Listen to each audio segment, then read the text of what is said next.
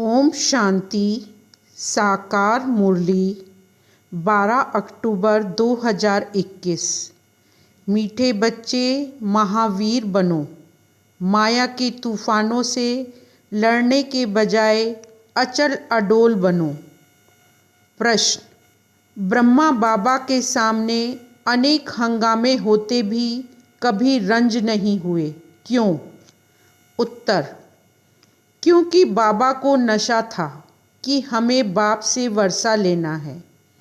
यह तो सब कल पहले मुआफिक हो रहा है, नथिंग न्यू। गालियाँ तो सबसे अधिक बाप को मिली, फिर कृष्ण को भी गाली देते। अगर हमें भी गाली खानी पड़े तो क्या बड़ी बात। दुनिया हमारी बातों को जानती ही नहीं, तो ज़रूर गाली देगी।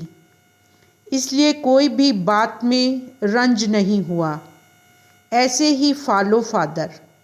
गीत। भोलेनाथ से निराला। ओम शांति। यह भक्ति मार्ग वालों का गीत है।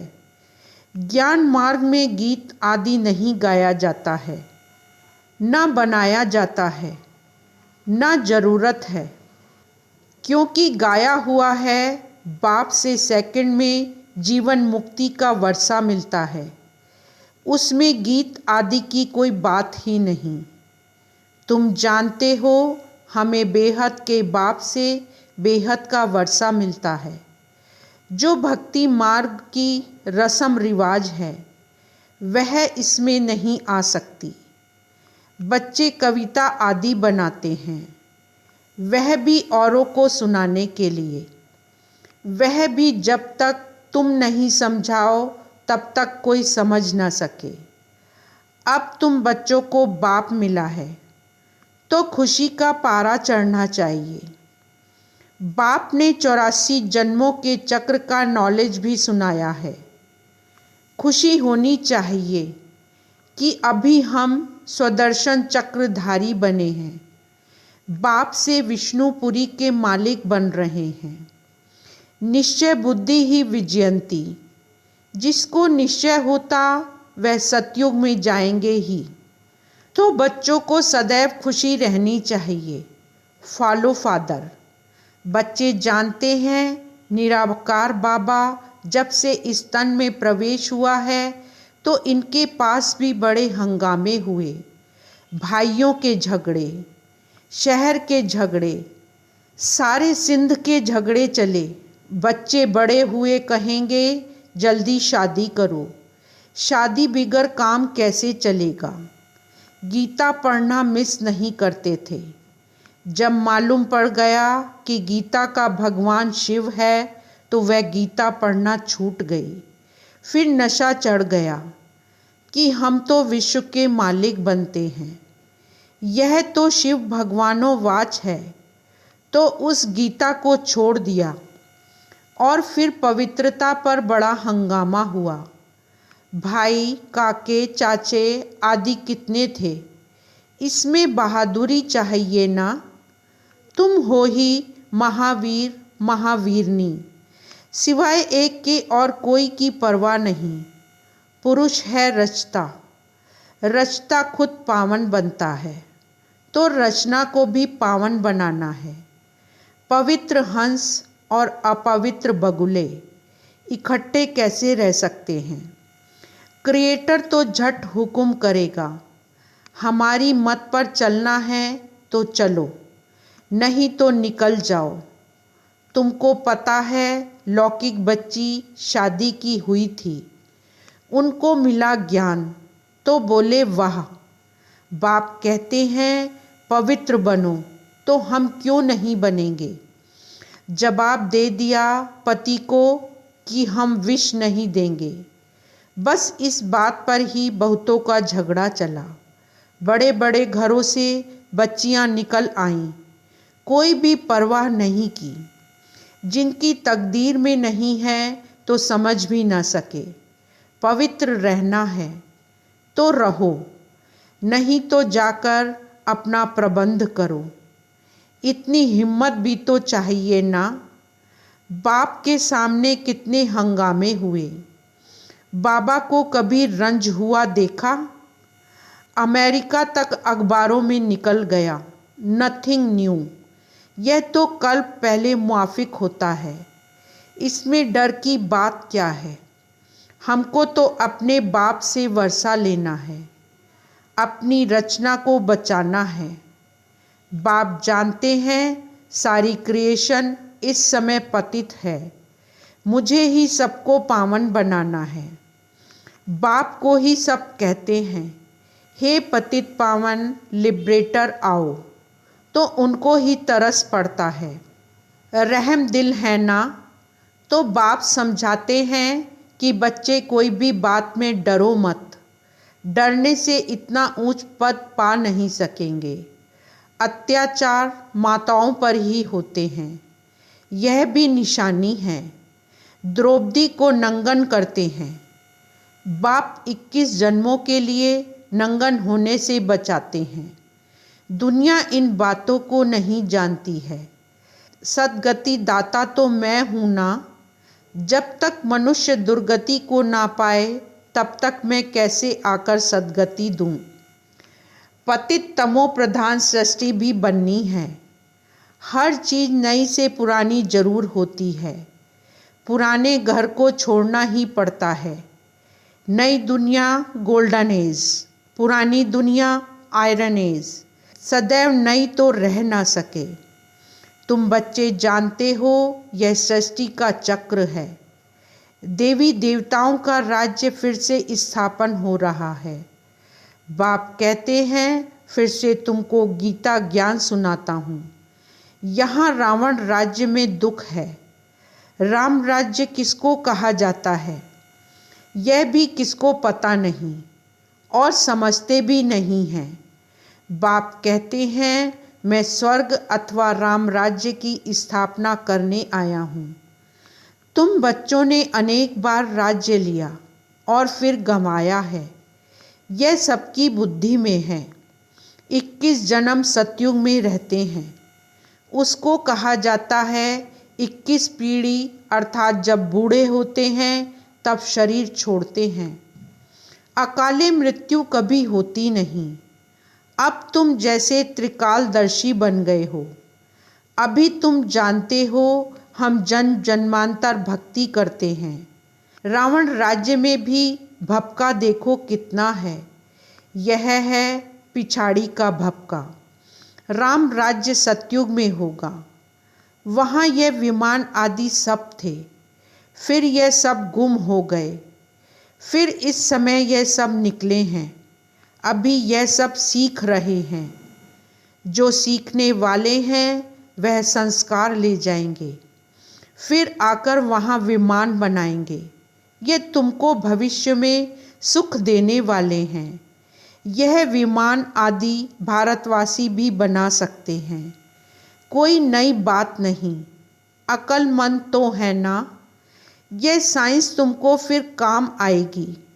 अभी यह साइंस दुख के लिए है, फिर वहाँ सुख के लिए होगी। वहाँ तो हर चीज़ नई होगी। अभी तो नई दुनिया की स्थापना हो रही है। बाप ही नई दुनिया की राजधानी स्थापन कर रहे हैं। तो बच्चों को महावीर बनना है। दुनिया में यह कोई थोड़े ही जानते कि भगवान आया हुआ है। बाप कहते हैं ग्रस्त व्यवहार में रहते कमल फूल समान पवित्र रहो। इसमें डरने की बात नहीं। करके गाली देंगे, गाली इनको भी बहुत दी है। कृष्ण ने गाली खाई ऐसा दिखाते हैं। अब कृष्ण तो गाली खा ना सके, गाली तो कलयुग में खाते हैं। तुम्हारा रूप जो अभी है फिर कल बाद इस समय होगा, बीच में हो ना सके। जन्म बाई जन्म फीचर्स बदलते जाते हैं। एक आत्मा को 84 जन्मों में एक जैसे फीचर्स मिल ना सके। सतो रजो तमो में आते जाते हैं, फीचर्स बदलते जाते हैं। यह ड्रामा बना हुआ है। 84 जन्मों में जो फीचर्स वाले जन्म लिए हैं वही लेंगे। अब तुम जानते हो इनके फीचर्स बदल दूसरे जन्म में यह लक्ष्मी नारायण हो जाएंगे। तुम्हारी बुद्धि का ताला अब खुला है। अब यह है नई बात। बाबा भी नया, बातें भी नई। ये बातें किसकी समझ में जल्दी नहीं आएंगी। जब तकदीर में हो तब कुछ समझें। महावीर कोई तूफान से डरेंगे नहीं। वह अवस्था पिछाड़ी में होनी है, इसलिए गाया हुआ है।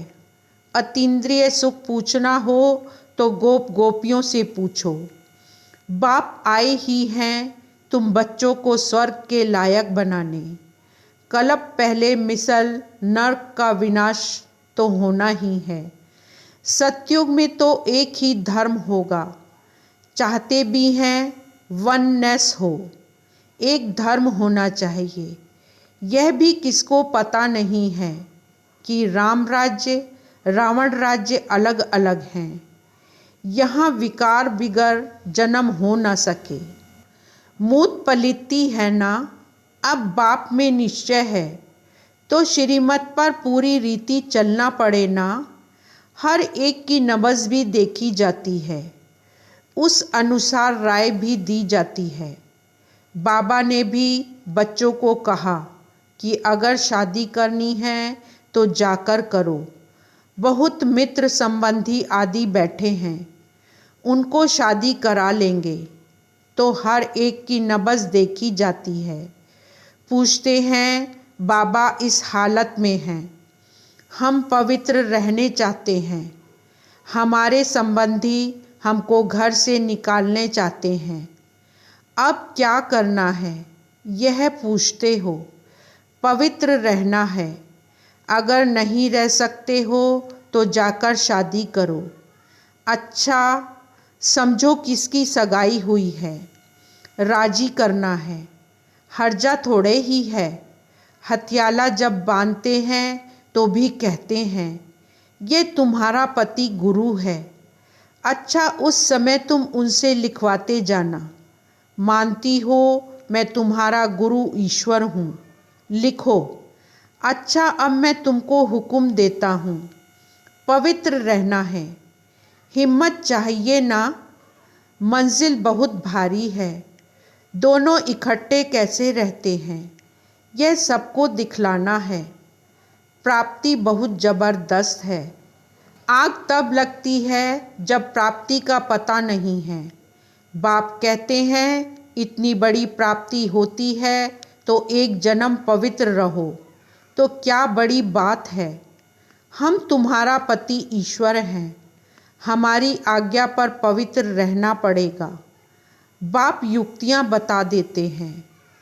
भारत में यह कायदा है, स्त्री को कहते हैं तुम्हारा पति ईश्वर है, उनकी आज्ञा पर चलना है। पति के पांव दबाना है, क्योंकि समझते हैं लक्ष्मी ने नारायण के पांव दबाए थे। यह आदत कहाँ से निकली? इन झूठे चित्रों से। सतयुग में तो ऐसी बातें होती नहीं। नारायण कब थकता है? क्या जो लक्ष्मी बैठ पांव दबाएगी? थकावट की बात हो न सके, यह तो दुख की बात हो जाती है। वहाँ दुख कहाँ से आया? तो कितनी झूठी बातें लिख दी हैं। बाबा को छोटेपन से ही वैराग्य रहता था, इसलिए भक्ति करते थे। बाबा बच्चों को युक्ति बहुत अच्छी बताते हैं। कोई बच्चों को संबंधी तंग करते हैं, अच्छा शादी कर लो, स्त्री तुम्हारी हो गई, फिर कोई कुछ कर ना सके। आपस में मिल पवित्र रहो, कंपेनियन हो गए। विलायत में बूढ़े होते हैं तो संभाल के लिए कंपेनियन रख देते हैं। सिविल मैरिज करते हैं, विकार में नहीं जाएंगे। अब तुम जानते हो हम एक बाप के बच्चे हैं। आपस में भाई बहन हो गए। दादे से वर्षा लेते हैं। बाप को बुलाते भी पतित दुनिया में हैं।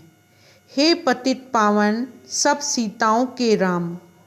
मनुष्य राम राम जपते हैं तो सीता को थोड़े ही याद करते हैं। उनसे बड़ी तो लक्ष्मी है, परंतु याद तो एक बाप को करते हैं। लक्ष्मी नारायण को फिर भी जानते हैं, शिव को तो कोई जानते नहीं। आत्मा बिंदी है तो आत्माओं का बाप भी बिंदी होगा ना। आत्मा में सारा ज्ञान है, उनको कहा जाता है ज्ञान का सागर। तुम आत्मा भी ज्ञान सागर बनती हो। ज्ञान सागर बैठ तुम आत्माओं को समझाते हैं। आत्मा चैतन्य है, तुम्हारी आत्मा ज्ञान का सागर बन रही है। सारी सृष्टि के आदि मध्य अंत का ज्ञान तुमको है। मीठे बच्चों को हिम्मत रखनी चाहिए। हमको बाबा की श्रीमत पर चलना चाहिए ना। बेहद का बाप बेहद के बच्चों को स्वर्ग का मालिक बनाते हैं, तो बाप कहते हैं तुम भी अपनी रचना को हाथ में रखो। अगर बच्चा तुम्हारी आज्ञा नहीं मानता है तो बच्चा नहीं, वह तो कपूत ठहरा। आज्ञाकारी फरमान बरदार बच्चा हो तो वर्षे का हकदार बन सकता है। बेहद का बाप भी कहते हैं मेरी श्रीमत पर चलेंगे तो तुम ऐसे श्रेष्ठ बनेंगे, नहीं तो प्रजा में चले जाएंगे। बाप तुमको नर से नारायण बनाने आए हैं। यह है सच्ची सत्य नारायण की कथा। तुम राजाई प्राप्त करने आए हो। अब मम्मा बाबा राजा रानी बनते हैं, तो तुम भी हिम्मत करो। बाप तो जरूर आप समान बनाएंगे। प्रजा बनने में ही राजी नहीं होना चाहिए, पुरुषार्थ करना है। हम बाप से पूरा वर्षा लेंगे, वारी जाएंगे।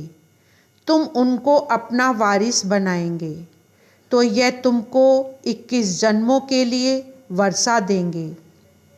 बाप बच्चों पर वारी जाते हैं। बच्चे कहते हैं बाबा यह तन मन धन सब आपका है। आप बाप भी हो तो बच्चे भी हो। तुम्हें मातश्च पिता त्वमेव।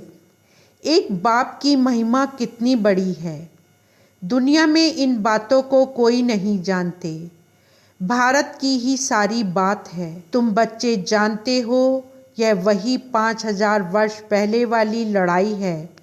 अभी स्वर्ग की स्थापना हो रही है, तो बच्चों को सदैव बहुत खुशी में रहना चाहिए। भगवान ने तुमको अडॉप्ट किया है, तो तुमको खुशी होनी चाहिए। फिर तुम बच्चों का बाप श्रृंगार कर रहे हैं, पढ़ाते भी हैं। बेहद का बाप ज्ञान का सागर है। हमको सारी सृष्टि के आदि मध्य अंत का राज समझाते हैं। जो बाप को ही नहीं जानते वह है नास्तिक। तुम बाप और रचना को जानते हो, तुम हो आस्तिक। लक्ष्मी नारायण आस्तिक हैं या नास्तिक, तुम क्या कहेंगे? तुम खुद कहते हो सतयुग में परमात्मा को कोई याद नहीं करते हैं। वहाँ है सुख, तो सुख में परमात्मा का सिमरन करते नहीं, क्योंकि परमात्मा को जानते नहीं। इस समय तुम आस्तिक बनकर वर्षा पा रहे हो, फिर वहाँ याद ही नहीं करते हो। यहाँ याद करते हैं, परंतु उनको जानते नहीं हैं, इसलिए नास्तिक कहा जाता है। वहाँ जानते भी नहीं तो याद भी नहीं करते। उनको यह भी पता नहीं होगा कि यह वर्षा हमको शिव बाबा से मिला है, लेकिन उनको नास्तिक नहीं कहेंगे, क्योंकि पावन है। अच्छा, मीठे मीठे सिकीलदे बच्चों प्रति माता पिता बाप दादा का याद प्यार और गुड मॉर्निंग। रूहानी बाप की रूहानी बच्चों को नमस्ते। रूहानी बच्चों की रूहानी बाप को नमस्ते। धारणा के लिए मुख्य सार। फर्स्ट पॉइंट, श्रीमत पर चलने की पूरी हिम्मत रखनी है। किसी भी बात में डरना व रंज नाराज नहीं होना है। सेकंड पॉइंट, अपनी रचना अपने हाथ में रखनी है, उन्हें विकारों से बचाना है, पावन बनने की राय देनी है। वरदान। शरीर को ईश्वरीय सेवा के लिए अमानत समझकर कार्य में लगाने वाले नष्टो मोहा भव। सार। जैसे कोई की अमानत होती है तो अमानत में अपनापन नहीं होता, ममता भी नहीं होती है, तो यह शरीर भी ईश्वरीय सेवा के लिए एक अमानत है। यह अमानत रूहानी बाप ने दी है तो जरूर रूहानी बाप की याद रहेगी। अमानत समझने से रूहानियत आएगी, अपनेपन की ममता नहीं रहेगी। यही सहज उपाय है निरंतर योगी नष्टो मोहा बनने का। तो अब रूहानियत की स्थिति को प्रत्यक्ष करो। स्लोगन। वानप्रस्थ स्थिति में जाना है तो दृष्टि वृत्ति में भी पवित्रता को अंडरलाइन करो। ओम शांति।